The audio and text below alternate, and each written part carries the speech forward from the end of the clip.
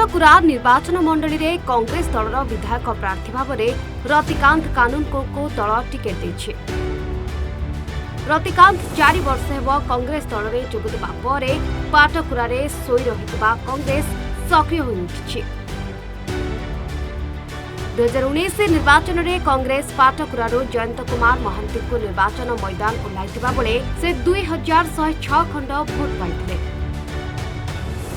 कांग्रेस एक रकम निज अस्तित्व हराउथिबा बेले रतिकांत दल में जोग दे 4 वर्ष हेब पाटकुरार 3 ब्लॉक गरजपुर डेराबिस और मार्साघाई ब्लॉक 7 पंचायत रे निज संगठन सुदृढ़ करने सह कांग्रेस दलर स्थिति को मजबूत करिसेंति।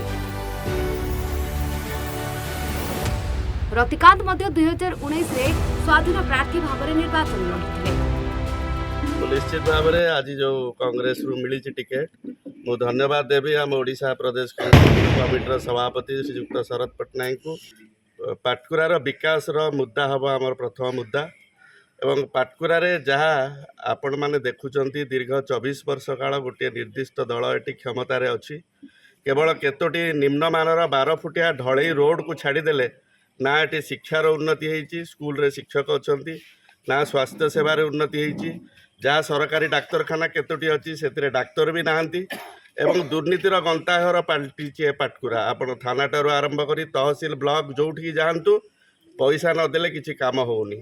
एवं आउ गोटे विशेष कथा ये दीर्घ 24 वर्ष ए दल क्षमतार थी पाटकुरा निर्वाचन मंडली कौन केन्द्रापड़ा जिले में सरकार गोटे छुंची कारखाना भी तैयारी कर पारा ना। देखो गत 4 वर्ष धरी रतिकांत कानूनगो निष्ठा और परिश्रम बल से पाटकुरावासी हृदय नेता हो सारी तेणु कांग्रेस दल आज टिकेट दे लोक मानकर जो आस्था था द्विगुणित कर जो निर्वाचन हम जून 1 तारिख दिन रतिकांत कानूनगो ही पाटकुरा विधायक भाव निर्वाचित।